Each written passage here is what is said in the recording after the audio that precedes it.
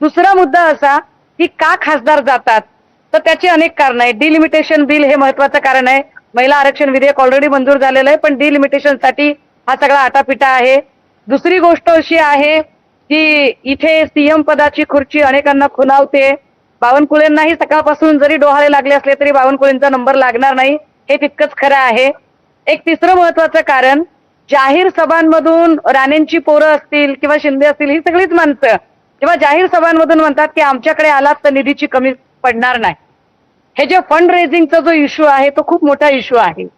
Political survive होण्यासाठी प्रत्येकाला आपल्या मतदारसंघ बांधण्यासाठी एका निधीची गरज असते. तो निधीच जर उपलब्ध होत नसेल तर या लोकांनी करायचं काय? यांची आर्थिक कोंडी आहे.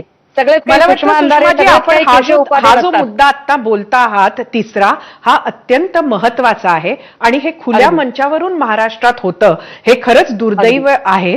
म्हणजे अगदी, विरोधकांची स्पेस अशा पद्धतीनं खाणं आणि ते जाहीर अगदी. सांगणं हे नक्कीच तुमच्याशी सहमत आहे. आणि पण त्याच्यासोबत- सुषमाजी, आणि- मला तुम्हाला जी. एक प्रश्न विचारायचा आहे आणि तो खरंच मला वाटतं महाराष्ट्राच्या मनात आहे.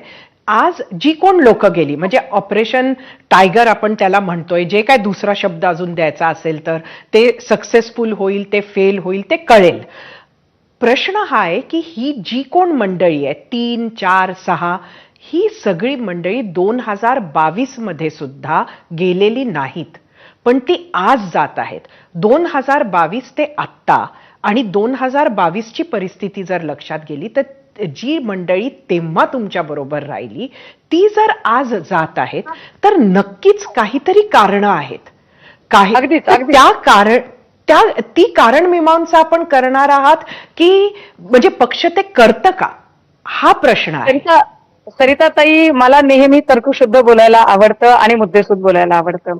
मी कुठलाही फक्त एकच मुद्दा याला कारणीभूत आहे असं अजिबात म्हणत नाही. निश्चितपणे भास्कर दादांनी सकाळी जी मांडणी काही चॅनल्सवर केली ती मी बघितली आणि त्यांच्या ज्या अपेक्षा आहेत तशा अपेक्षा अनेकांच्या असतील की पक्षाच्या काही कार्यपद्धतीत काही बदल व्हावेत का, किंवा मी सकाळी काही महिन्यांवर बोलताना बंडू बॉसचे काही समर्थक असतील किंवा ओमराजेंचे काही समर्थक असतील ज्यांनी काही खंत व्यक्त केली की बाबा आम्ही 3 वेळा लोकांमधून निवडून आलेलो आहोत आणि आम्ही उपनेते नाही आहोत, मात्र दानवेंच्या तिकडे काहीच नाहीये संभाजीनगरमध्ये आणि तिकडे दानवे जातात आणि ते नेते होतात आणि तेच परस्पर उमेदवार जाहीर करतात, तर हे आम्हाला दुखावणारं आहे.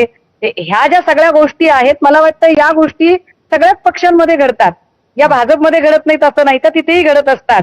होतं काय की अनेक गोष्टींची एकत्रित गोळाबेरीज होते आणि त्या गोळाबेरीजीचा एक स्फोट होतो.